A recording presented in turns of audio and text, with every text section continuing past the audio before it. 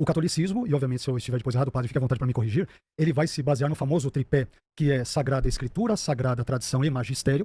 enquanto que o protestantismo ele vai se basear no elemento chamado sola Escritura, somente a Escritura, mas aqui é importante dizer já de antemão que protestantes não têm nenhum problema em seguir a tradição, pais da igreja, os teólogos do contexto escolástico, pré-reforma, reforma e pós-reforma, desde que os ensinos destes repercutam e reflitam aquilo que está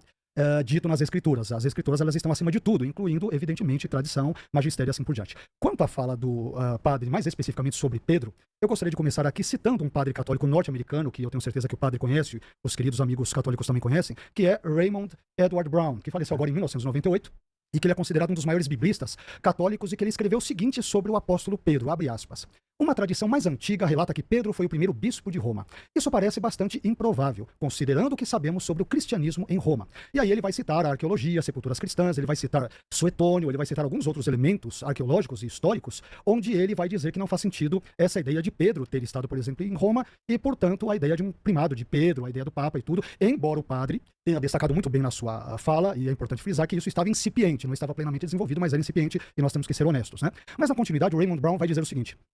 a suposição de que quando ele, isto é Pedro, chegou a Roma, presumivelmente na década de 60 depois de Cristo,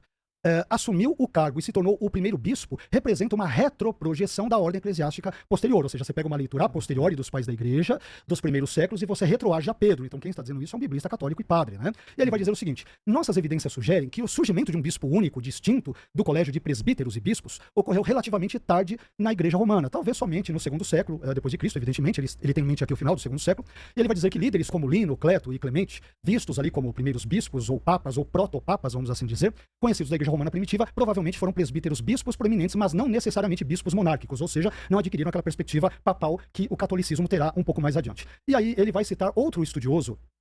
do Papa, das questões católicas, romanas e tudo, que é Daniel William O'Connor, na obra Peter in Rome, ou seja, Pedro em Roma, uma obra de 1970, ele vai dizer o seguinte: que Pedro tenha fundado a igreja em Roma é extremamente duvidoso, e que ele tenha servido como seu primeiro bispo, como entendemos o termo hoje, tem a ver com aquilo que o padre disse, por sequer um ano, muito menos pelos 25 anos que lhe são atribuídos, é uma tradição infundada que remonta a um ponto não anterior ao século III. Raymond Brown, um padre teólogo católico, citando outro estudioso e anuindo ao seu comentário. E aí ele vai citar várias outras coisas, e eu gostaria apenas de pegar um outro elemento aqui na sequência do pensamento de Brown, onde ele vai dizer o seguinte: há pouco no Novo Testamento que sustenta a tese de que Pedro era bispo, exceto pelo fato de que 1 Pedro 5,1 apresenta Pedro falando como um presbítero, e aqui eu gostaria de fazer apenas uma brevíssima correção na fala do Brown, porque na verdade em 1 Pedro 5,1 Pedro se autodenomina em grego sim presbíteros, em grego, ou seja, co-presbítero ou